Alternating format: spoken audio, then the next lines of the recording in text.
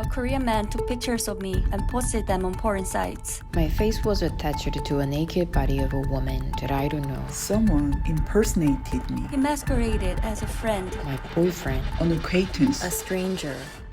My boss brought spy cam in my room. Lee Ye-rin is one of tens of thousands of women in South Korea who have been the target of digital sex crimes. Digital sex crimes are a form of gender-based violence.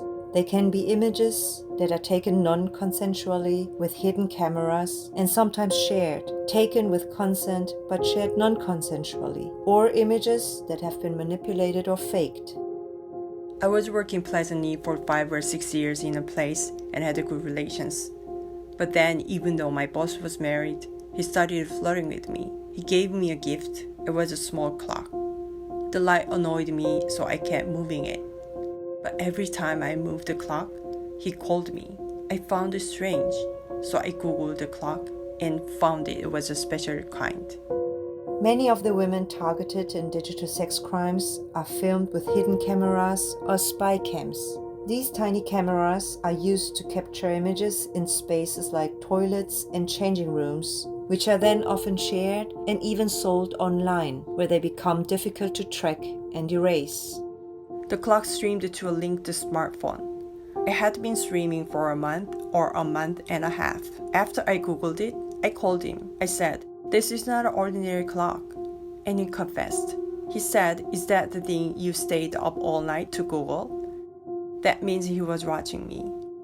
I filed a criminal case. It took 4 hours just for the interrogation. For example, I was asked, "Have you ever done anything that the man shouldn't see?" As kind of very private questions. Victims of that kind of case are not informed when a hearing or ruling will happen, and you are not invited. I kept checking the website for the court date, and I went every time. No one ever talked to me about what would happen with the case, the potential sentence, etc. A series of protests against government inaction on digital sex crimes in 2018 helped drive some reforms to provide services to survivors and hold perpetrators accountable. But the measures didn't go far enough. Police often turn survivors away, prosecutors often drop cases, judges frequently let perpetrators off with a fine, and the government is not doing enough to support survivors or change misogynistic attitudes that encourage digital sex crimes. I cried all night. I couldn't sleep. I took medicine to calm myself. What happened took place in my own room. So sometimes in my daily life, I feel terrified without reason. The South Korean government should listen to survivors of digital sex crimes.